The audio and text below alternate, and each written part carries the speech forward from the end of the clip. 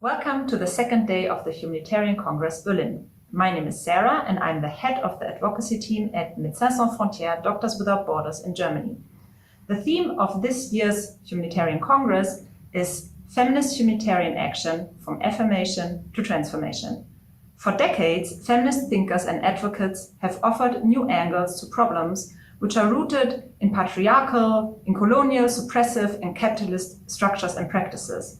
Therefore, we want to look at feminist and at intersectional feminist approaches and see what value they can and actually should bring to humanitarian assistance. By calling for less of a patriarchal charity model and actually for more efforts to center humanitarian action around feminist principles, I think yesterday's stellar keynote speaker Arati Krishnan set the stage for our debates in a thought-provoking manner. Yesterday's sessions also showcased what role feminist approaches can actually play in humanitarian and medical crisis situations, in contexts, for example, like Afghanistan, but also in the implementation of programs on sexual and reproductive health.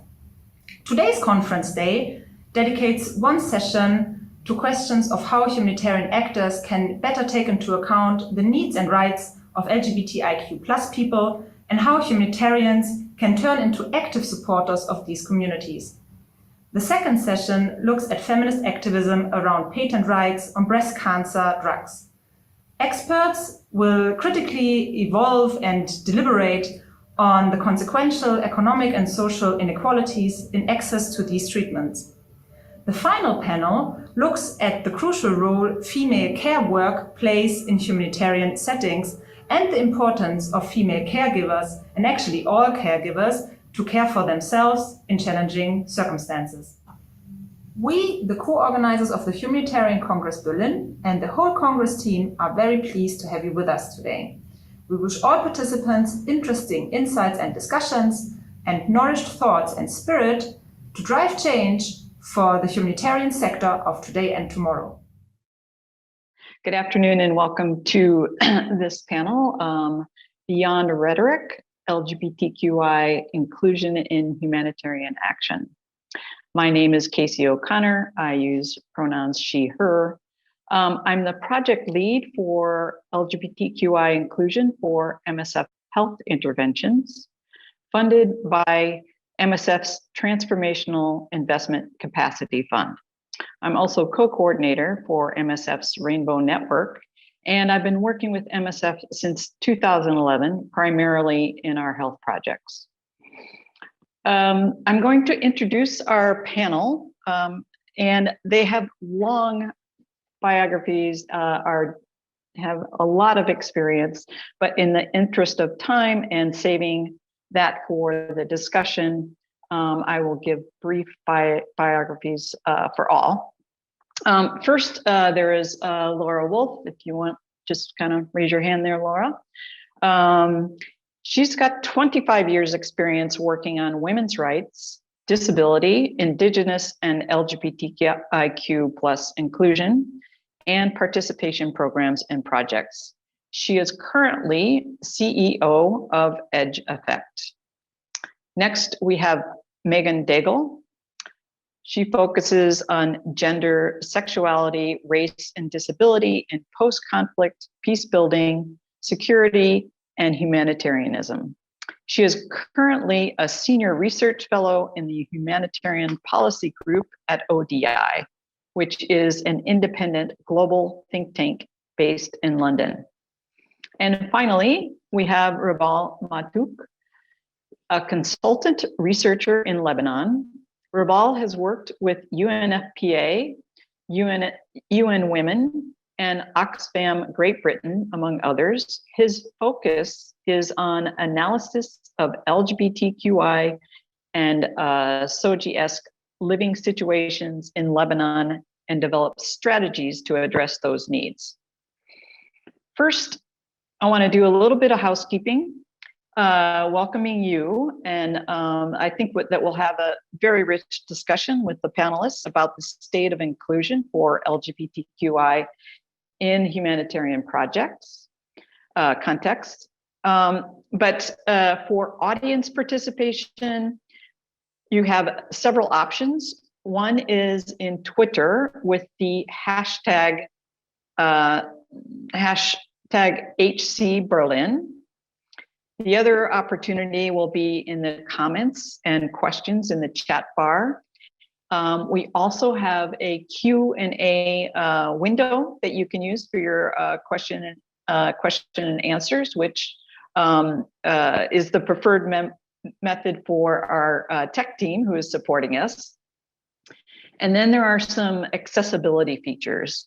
We've got live captioning, which if you can look at the globe, that's either on the Zoom link or in the, there's the more section, you'll find a globe and you can use that to change your language to English or French. And let's see what else. If you have any issues about accessibility or any of these things, you can just put a message in the chat and our wonderful technical team will help you out. I also want to give a little bit of a caution. This is an open online forum, and the chat and Twitter will both be monitored for inappropriate or abusive comments, and the authors will be immediately ejected. And I'm hoping that we can limit the amount of jargon that's available in the humanitarian world, just for the inclusion of all our audience members who don't necessarily know the jargon. But I do want to introduce two acronyms that will likely be used several times today. One is LGBTQI+,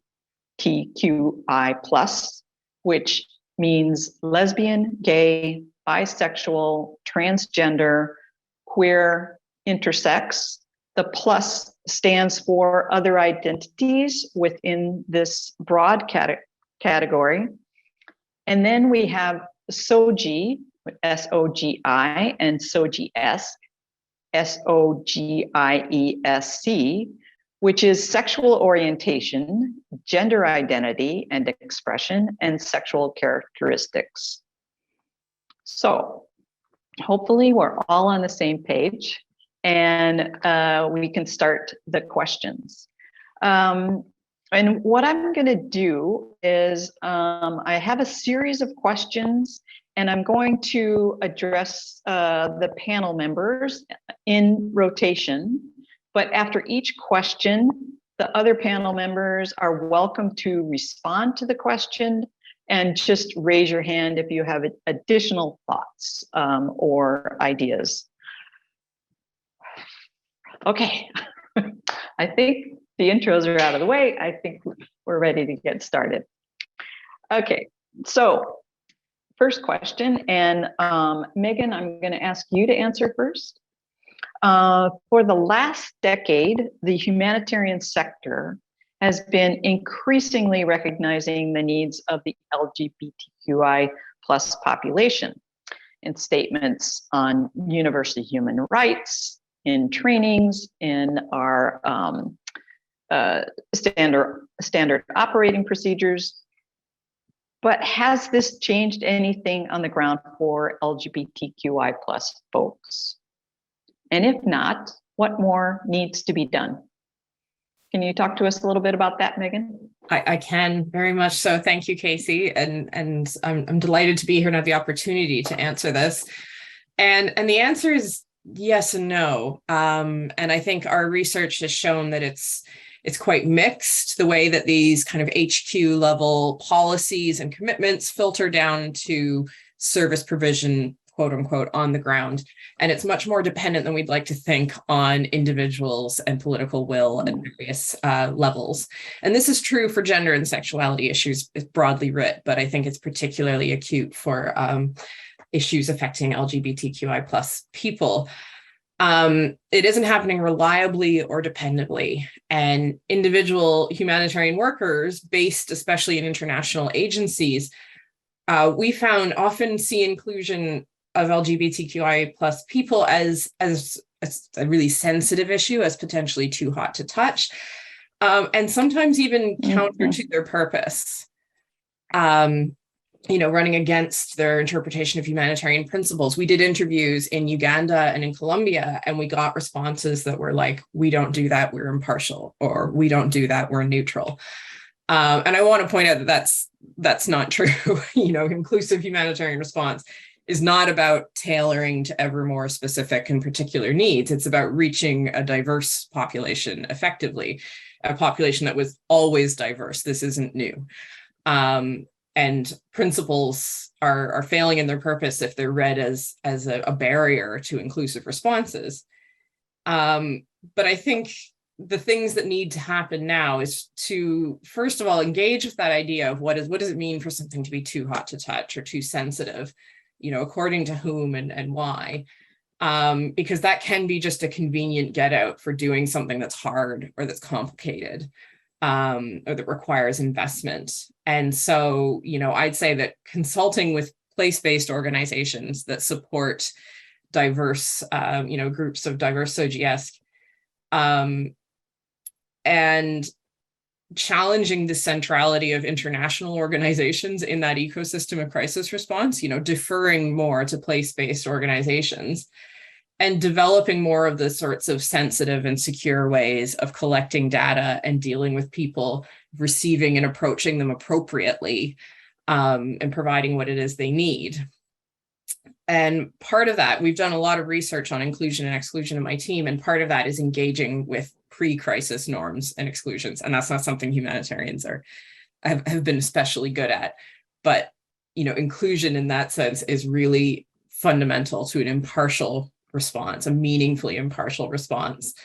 And that's also core to doing gender work properly, to doing gender responsive humanitarian action. It has to be inclusive of people with diverse OGS conceptually and operationally, recognizing that the harms these people face exist on a spectrum. And we know that idea of the spectrum from GBV, that those harms exist before, during, and after crisis. And if we're not willing to engage with that and understand that, then we're not going to be able to do this work well.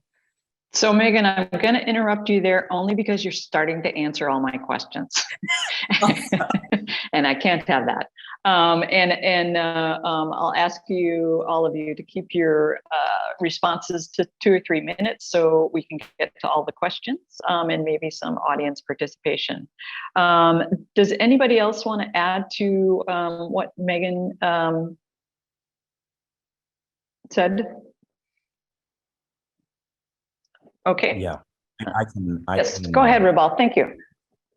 Thank you, Casey. Hello, everyone. So the situation in Lebanon, amidst the ongoing humanitarian crisis related to LCRP with the conflict in Syria and the influx of Syrian refugees to Lebanon, and other crises that has been happening since 2019, have shaped in a way or another the humanitarian response to the LGBTIQ plus needs.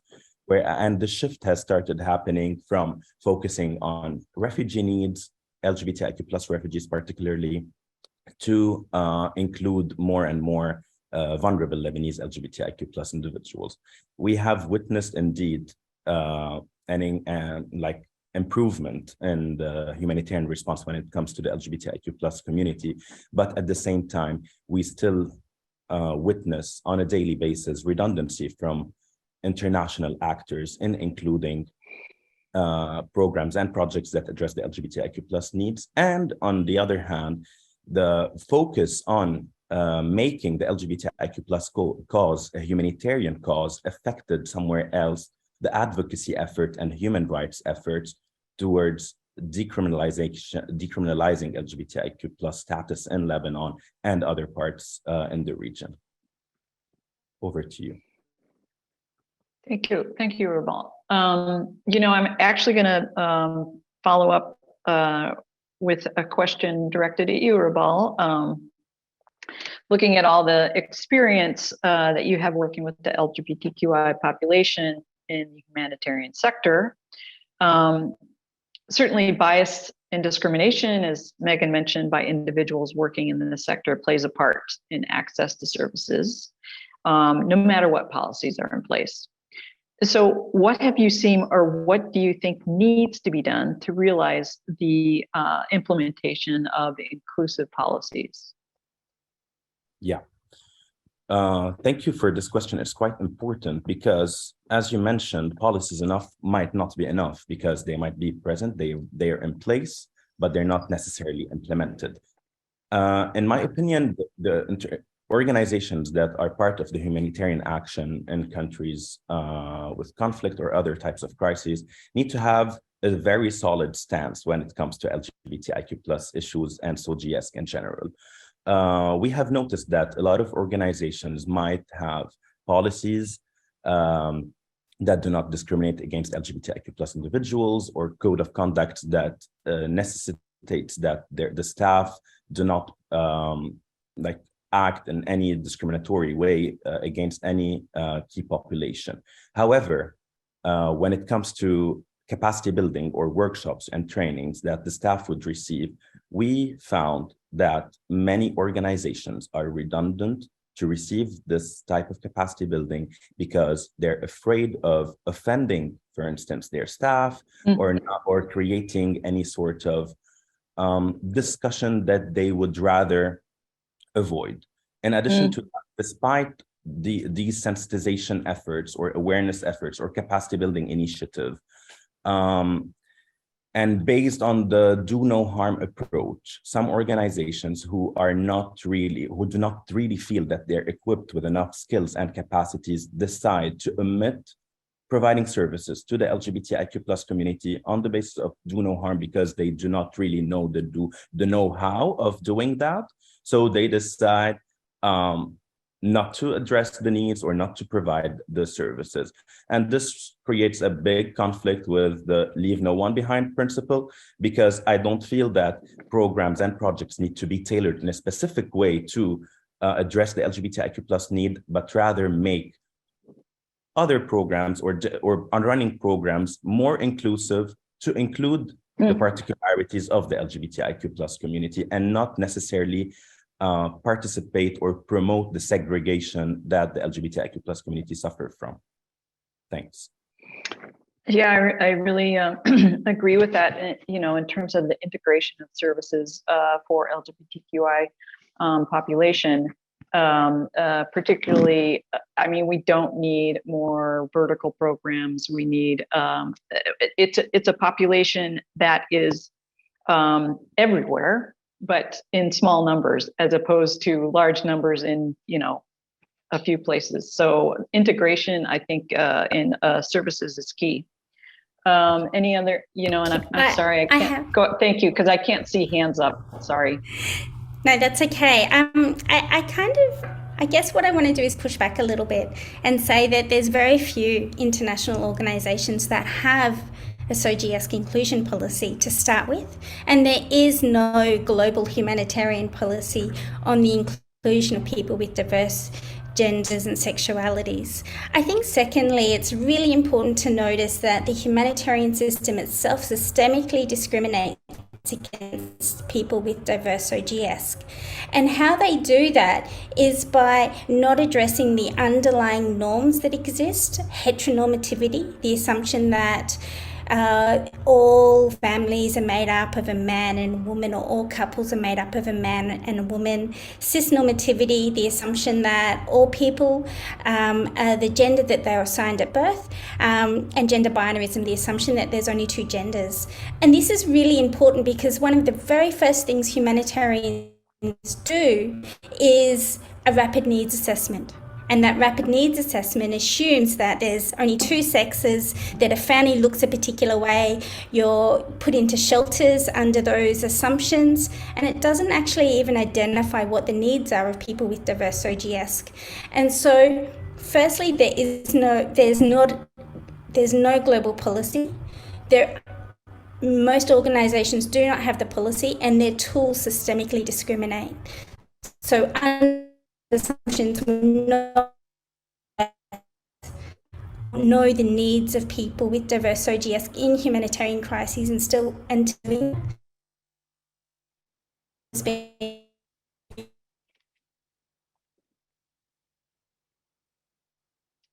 I'm not sure. It's my Wi-Fi or Lana's. It was breaking. We've lost Lana's breaking. Okay. Hopefully she can come back and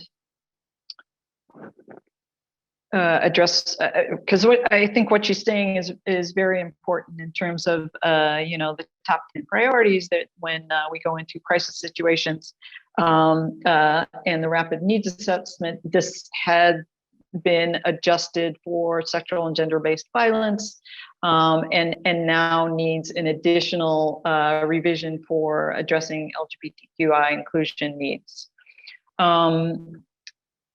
Will somebody let me know if Lana gets back on? Okay, thanks very much. So I'm going to go back to, did you have a comment, Megan or Ribal, on that, following that up? So I have another question. Yeah, I think what Lana was getting at was really, really key. Humanitarian culture is everything. We tend to think that inclusion means dealing with homophobia, biphobia, or transphobia that's happening within the communities that are affected by crises, without thinking so much about humanitarian actors' own norms. Humanitarians are not exempt from these things, and they perpetuate them within their own structures, their own leadership, and the programs that they implement. Well, and the idea that we can't seem to find a way to address the leave no one behind, and that this is too hot to touch. Certainly in my organization, it's been identified as a social issue. Neutrality, we need neutrality, etc. When there's a denial that these are humanitarian needs of people in crisis. So Megan, I'm gonna, Raval, did you have any comments? I think that was actually your question. To build up on what Lana was saying, that the core issue is also within the system. So it's even if these policies exist, and as she was saying, that they rather not exist everywhere, but we need to do major reforms to the system, how we are shaping our programs, what are the indicators, how we're trying to move away from the binary and the gendered response in our program delivery and service delivery and so on, and include LGBTIQ plus individuals and other marginalized communities, especially those marginalized based on gender, within the core of our group, and make them as a cross-cutting theme is across all projects and programs under gender. Lana's back now. Thank you. Oh. Lana, did you? My apologies, I have bad internet. Got caught up a little bit, but I think we got the gist of what you were trying to say, and maybe you might want to finish your remark.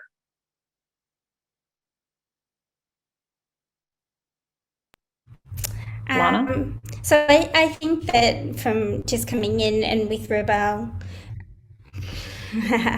can you hear me? Yes. Yeah.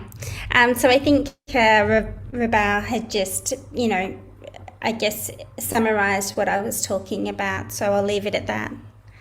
Okay, well, I'm stay right there, because I've got a question that I would like you to answer first.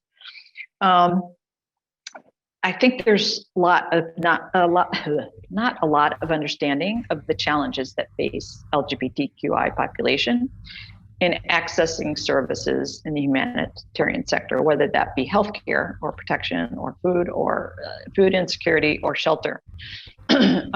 Excuse me. Can you talk a bit about the harm done when this population is excluded or ignored? Can I talk a bit about the which? About the harm done when this population is excluded or ignored. What is going on when the needs aren't addressed? Yeah, so I guess firstly, if I can just tell a little bit of a story about what happened in the Indian Ocean tsunami, with the Aravani community in Tamil Nadu, and this was a group of people that are assigned male at birth, that have feminine presentation and take on mostly feminine gender roles in their communities. And there was a lot of discrimination and stigma happening. And then with the Indian Ocean tsunami coming, aid workers flew in, the rapid needs assessments weren't inclusive. It had male, female, sex, for example. They couldn't fill in the rapid needs assessments, and so what happened is that they couldn't get shelter. They could get the ID cards, they couldn't get shelter, they couldn't get food distribution, water distribution, and all sorts of things. I guess what particular needs outside of those very broad ones, like shelter, like food, like water, they're things that everybody needs. We don't have a lot of information about that. There hasn't been a lot of research done. But what we do know is that pre-emergency, there's an extraordinary amount of discrimination and stigma, and not only are people's needs not being met in their family home, in education, in able to access jobs, able to access water in some places, not all places. What that does is put people behind in the first place, and then with the systemic discrimination,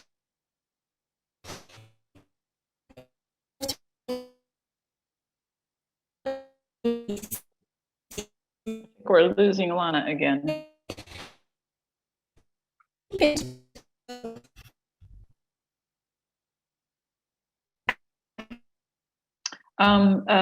Rabal or Megan, do you want to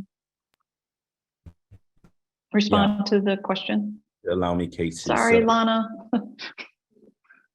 Yeah, go ahead. So I would also like to shed some light here on the coining of LGBTIQ plus individuals with the SGBV sector in particular. And for so long, given that it's the discrimination or the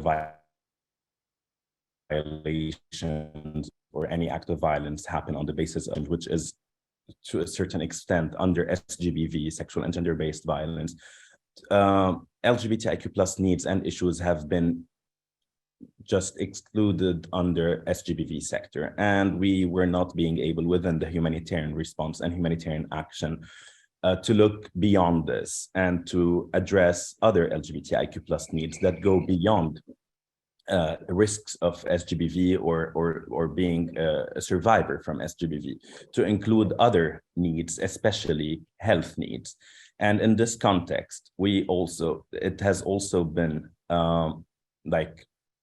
labeled, the LGBTIQ plus community has been exclusively labeled in terms of needs related to SRHR. And we also, within humanitarian action, were not able to go beyond other health needs that the LGBTIQ plus community suffered from.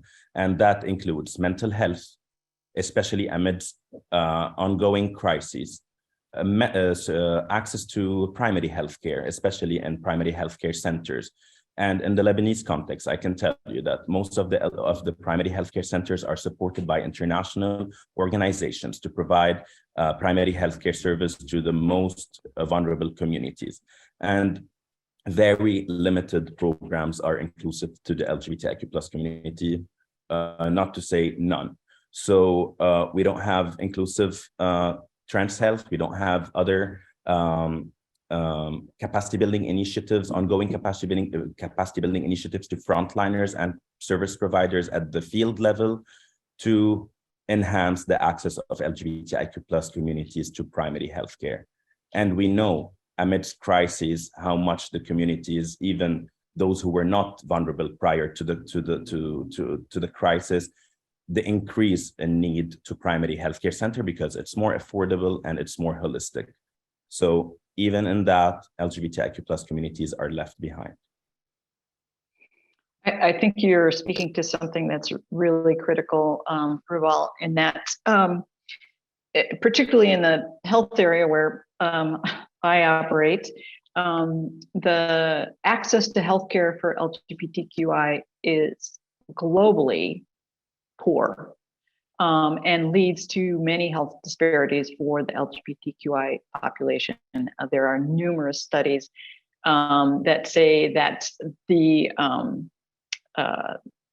treatment of LGBTQI in a health setting is the primary reason why they don't go back for healthcare when they have a health need or a treatable disease that might be readily treated, but their experience with the health system is so poor that they would rather suffer than be humiliated or discriminated against in a health setting. And that is true globally, not just in the humanitarian setting. So thank you for that. I'm going to move on to another question.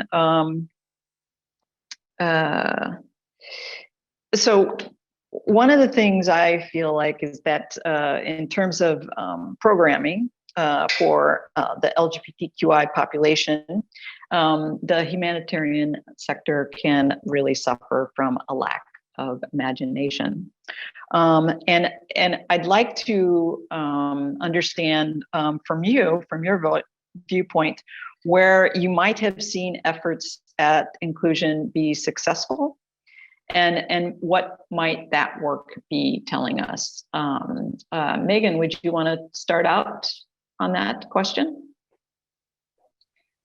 Is Lana back, by the way? Lana is back. And I wonder if Lana and Rubal might be better placed than I am, given that I'm a researcher and not so operational. Okay. So I'll give them a chance to unmute if they'd like to. Lana, do you want to? Sorry, I didn't hear the question. So essentially, thinking that the response of the humanitarian sector with LGBTQI population has been, well, I called it a lack of imagination. And where have you seen efforts at inclusion be successful, and what might that tell us about what needs to be done? The most successful I've seen structurally within the humanitarian system, there's a few countries. Lebanon is one, Cox's Bazar is another, Haiti, Fiji, and Vanuatu. And that is where organizations have partnered with diverse OG organizations or LGBT organizations within the protection cluster. And those organizations are supported by UN Women or CARE or the gender leads in those gender and in those gender clusters or protection clusters. And so it's been most successful when there's formal relationships, long-term relationships, and there's a particular way in which you're working alongside communities. Okay, so working with local organizations to essentially find out what the needs are and doing that sort of holistic programming and collaborating on the ground. Ribal, did you want to talk about? Absolutely. I would like to second Lana on what she was saying and build on that, because most of the successful scenarios that we have witnessed in the past years were collaborations with among like local organizations, grassroots organizations, civil society organizations, and international organizations or other humanitarian stakeholders. We know that the LGBTIQ plus cause is a global cause, but at the same time, it differs between contexts. Among contexts, each context has its particularities, has specificities, and actors and stakeholders need to be aware of the cultural sensitivity and the contextual sensitivity. And it is nice, as we said earlier, and important to have policies that protect LGBTIQ plus rights and lives and access to services and other rights and so on, but also it's important to be aware of what the community needs in this specific region or in this specific context. And this cannot be done by just adopting models that have been implemented or successful in other parts of the world. So In addition, it's also important to make some bridges with local organizations and receive capacity building initiatives from local organizations, because after all, they're more aware, they're more sensitized on the context and on the cultural sensitivities. Especially, I'm talking again about Lebanon, but especially in Lebanon, as it's a place where it has a lot of diversity, and not only sexual and gender diversity, but other forms of diversity that are cultural, that are ethnic, that are religious, and so on. So, and these parameters play a major role in the way we tailor our response, the way we tailor our programs and projects to address the needs of everyone. So, as an example, like let me just, yeah. I just want to cut you off right there. I'm going to give you another opportunity to give us an example, but I want to frame it question differently. And we're getting quite a few questions in from our audience that I want an opportunity to get to. So question is, and I think you spoke a little bit to this, Rabal, is that we often talk about the LGBTQI population as if they were out there, but they and we are right here. We're your coworkers, your family, your members, your friends, and it's important not to objectify them or us. As such, a danger I see in the humanitarian context is equating LGBTQI identities with project typologies or target populations served, whether that be HIV, SRH, or SGBV. SRH being sexual and reproductive health, and SGB being sexual and gender-based violence. So we create a further stigma, a stigma on a stigma, as you will. And then in displaced settings where LGBTQI folks are fleeing criminalization, persecution, if the humanitarian sector addresses needs and services, how do we ensure those needs aren't siloed into these typologies? So how do we create programs to address people who identify as LGBTQI as individuals with unique needs? And I think that maybe is where you're going, maybe with an example. And would you like to respond? Yes, absolutely. It does indeed. So I was going to give an example related to the inclusion of CMR, of clinical management of rape services. And here I can give an example of the partnership with between a UN agency, notably UNFPA, who takes the lead on the CMR sector and humanitarian action in Lebanon, and another organization that has actually developed a toolkit to address the needs of male survivors and trans individuals from rape or sexual assault, because there was an exclusion of men and boys and other, and notably the MSM, men who have sex with men, from the response related to sexual assault, sexual violence, and rape. So none of the centers, the CMR centers, were providing assistance to those who were to men survivors or boy survivors of sexual assault and rape. And this was a breakthrough to mainstream that boys and men can also be subjected to sexual assaults and rape, and are and need to receive the necessary care and services for that through CMR case management and other case management packages and protection packages. But that was a breakthrough in 2017 to have at least this discourse being initiated, that we have also other people from this community that have been shadowed, that we have not been looking at, and that need to be included in our response and programming. So that was my example related. Thank you. Lana or Megan, would you want to respond to that question? I mean, I think your question about us and them is really, really critical. And it also links up with some other agendas around decolonizing our work as well, like breaking down that boundary between humanitarians being the people who act in a crisis and crisis affected people.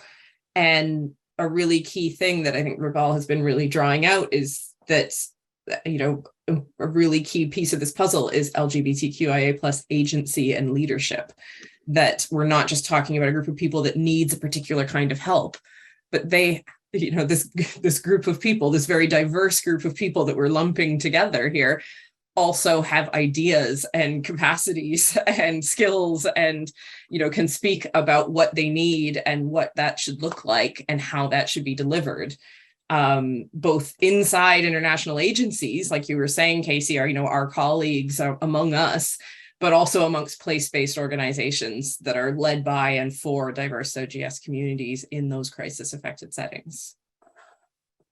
Thank you. Yeah, very true. Lana, are you with us? Do you have any thoughts? If not, I've got a couple questions. Go ahead. I just agree with the other panelists that it's about, I guess, place-based context and partnering with diversity of local organizations. So some might be trans organizations, some might be feminist organizations that include queer, cisgendered women or trans men, or, you know, finding ways to build multiple partnerships, but also see LGBT people as whole people. They also might be people with disabilities or people with children, or, you know, all sorts of different, you know, parts of their whole lives that need to be taken into account. Yes, the intersectionality is key here, and I'm going to ask a question that comes from the audience, but I think maybe I can't remember who said it earlier on, but our humanitarian policies and how they drive us either to avoid creating specific programs for LGBTQI, or might they encourage us to look at what humanitarianism means, and do our individual opinions, biases, allow us to choose whether we serve people or not. A couple of questions from the audience, and this is it's asked in a couple of different ways, but what is the panel's view about how welcome or not humanitarian organizations are to LGBTQI plus staff? I'm old enough to remember that LGBTQI staff had to discreetly inform their superiors as to avoid possible embarrassment. And I'm certainly old enough, but I don't think it's actually changed that much. I know many of our LGBTQI staff that are locally hired, and even our international staff, do not feel safe enough to reveal their identities. And so how does the humanitarian sector deal with that sort of musty closet, so to speak?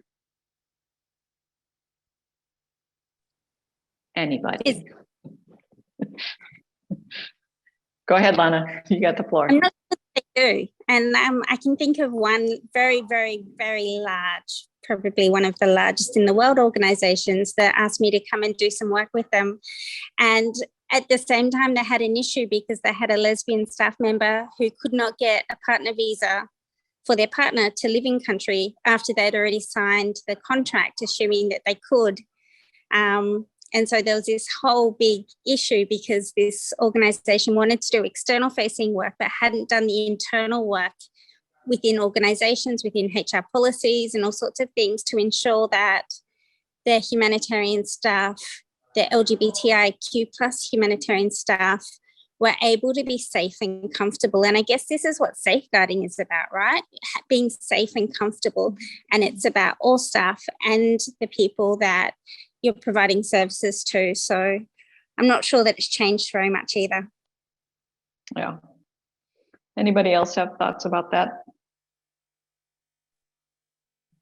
I mean, I think there's a few things going on with that question, and I think there's a real tendency to put culture and SOGIESC in opposition to one another, and to assume that, you know, the price of operating in what we perceive to be culturally conservative contexts is asking staff to deny their own relationships or identities, or to live otherwise than how they would at home, again, quote unquote, because that division between field and home is a problematic one.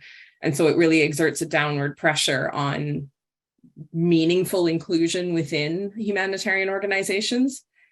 And I think at the same time, I think we see there's a tendency to assume that people will know we're inclusive, that it's just sort of implicit or something, that we're humanitarians, we're helpers, people know they can come to us, right? Whether it's affected populations or our own staff. And that's just not true. There's so much that can go unsaid, or, you know, the assumptions that underpin that. And I think that really gets at the theme of this whole, you know, conference around what does a feminist response look like?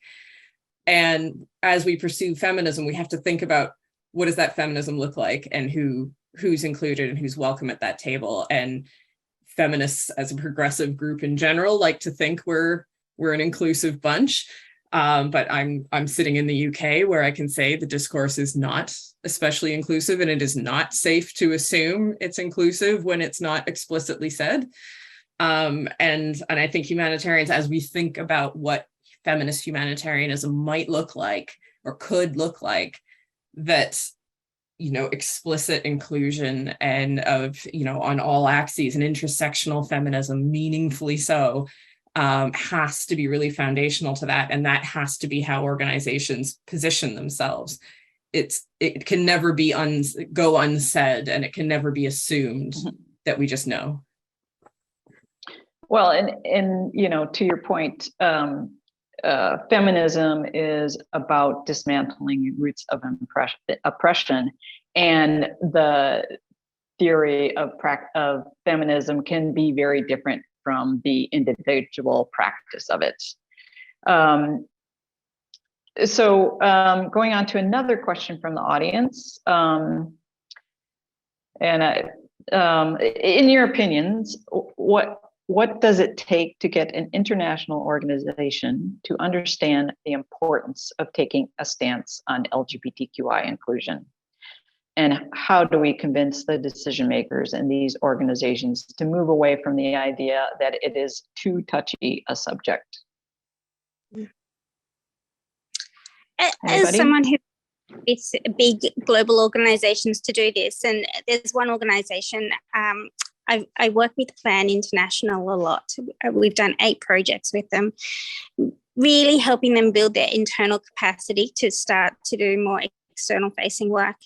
And really that has been led by, and this has been a pattern that I've seen across many organizations that we work with to build their internal capacity, is it's led by champions within their organizations. Sometimes it's LGBTIQ plus champions themselves or staff members themselves. Sometimes it's allies or a combination of both, and really having that internal pressure, often to their gender focal points, or, you know, doing small projects within their means, within the organization, and proving that it's important. And it's the champions that are really doing the work, and that's been the most successful that I've seen so far. Thanks, Lana. Rabal, did you want to speak to this? I started talking in the beginning of this panel about that, and I will repeat myself here that each organization, especially international organization, need to have a solid stance on their position related to LGBTIQ plus individuals, and in general on leaving no one behind and doing no harm. So by leaving no one behind, that also includes LGBTIQ plus populations or other marginalized sexual and gender communities. So and also I want to emphasize on one point, and this has been the the trend within humanitarian action where, okay, we have our stance on that, we do not discriminate, we are inclusive, but we do not necessarily provide the services ourselves or address the needs ourselves. We'd rather refer to specialized organizations who are often local organizations with very limited capacities and financial abilities to assist and address the needs of the entire population in a setting, in a country or a region. So local organizations on their own cannot do much. They are limited, especially in contexts where homosexuality and trans and so on are challenged socially, culturally, and legally. So leaving the local organizations doing that job on their own is not enough. It's, as you were mentioning, Casey, it's further marginalization, further stigmatization and exclusion. Because the community will be left on its own to combat the society, the culture, the legal framework, and everything, and at the same time provide the necessary services to its community. So international organizations, I think, need to review their missions, their visions, and why they exist in humanitarian context. What are their priorities? And I'm sure within a priority or two, LGBTIQ plus communities, among other marginalized communities, can be a part of the programs. So that's it. Okay, thank you, Herbal. There's a question here that I don't know, it's kind of interesting. It might be out of the scope of this conversation. Why do LGBTQI label them as such? Why can't they remove the label? Is it because of stigmatization by others? Anybody want to hazard this? I think it'll be a great world when we can get rid of it. Yeah. It will be acceptance. Absolutely. Lana.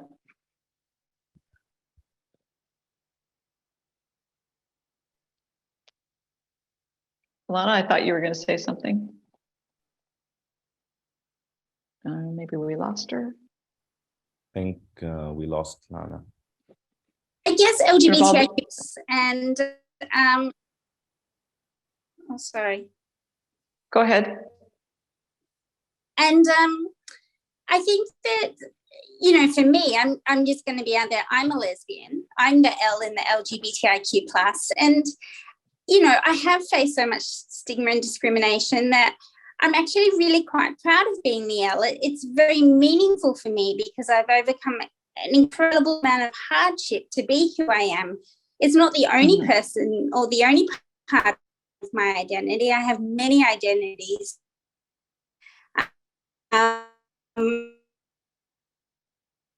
These identities are more important at other times. But it's like, you know, the word woman or man or mother or father or in tennis player or whatever it is, it's a way to get better. And Yeah, I totally agree with you. And I guess when I made the statement that when we can not use it, we'll have acceptance. And I meant the string of alphabet letters of LGBTQI plus that we become individuals, and that we can claim the individual descriptor as opposed to being lumped into this huge umbrella of a group that has very different needs within it. So we're running out of time. And what I wanted to do is get some final thoughts from our panel members and give you a chance to ask a question that you would like to answer. So Megan, we can start with you.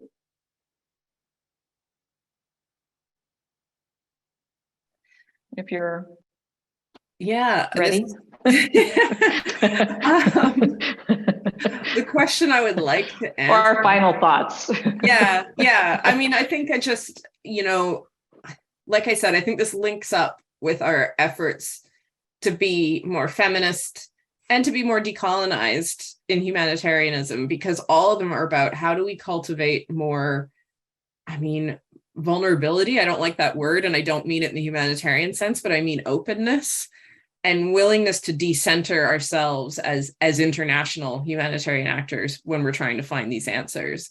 How can we partner better? How can we work more with other actors, other place-based and LGBT-led organizations that are the thought leaders and should be leading the way on this? I think there's a real tendency for international agencies to assume they have the answers, or can be the ones to come up with them.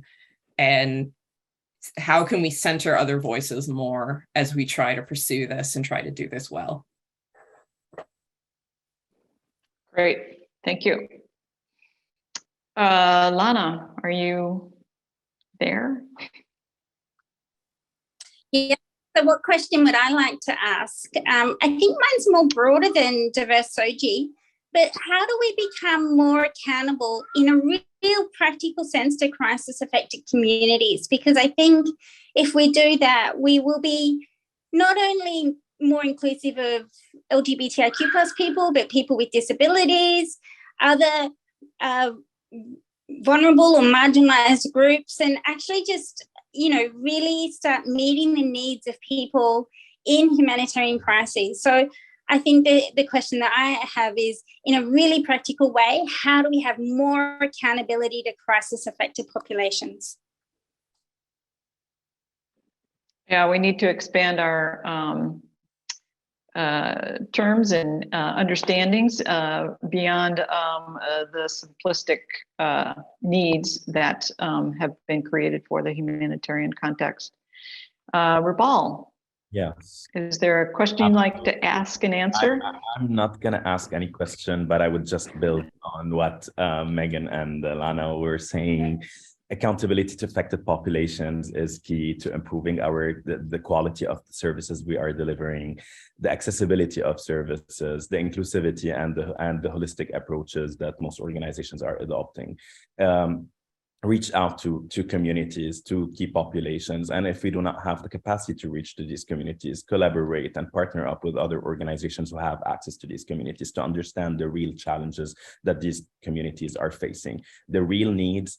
And in order to be able to tailor projects and programs, whether we are service providers or implementing partners or sub-grantors or humanitarian donors, especially humanitarian donors, be aware of the real situation. So when you are opening a call for proposals or any call for projects or concept note, that where projects and programs addressing LGBTIQ plus needs can hit the reality and not be tailored or shaped in a way that would rather fit the thematic areas of the calls and not necessarily the reality of the people of concern. And I would wish that we can look into to LGBTIQ plus community beyond the lens of gender and sexuality bodies, diverse sexual and gender and sexual diversities, and include them in other programs beyond SGBV, beyond SRHR. Look into the health needs, look at the shelter needs, look at the wash needs, at the education needs. Education, we often forget about it, and because we only focus on children, and we omit or disregard that a lot of LGBTIQ plus children did not have the opportunity to receive a proper education. And we presume that adult LGBTIQ plus cannot probably seek education at a later stage in their life. So I think a lot of reform can happen in multiple sectors so that we can have indeed an inclusive and holistic services to the LGBTIQ plus community. Thank you very much. Thank you, Rabal, and thank you, Lana and Megan, for this really great conversation about inclusion for the LGBTQI population in humanitarian action. I want to thank you all and thank our audience for joining us, and also for the tech support that we got, which is always much appreciated because I can only pay attention to so many things. But wish you all well and have a good day, and thank you very much. Enjoy the rest of the Congress.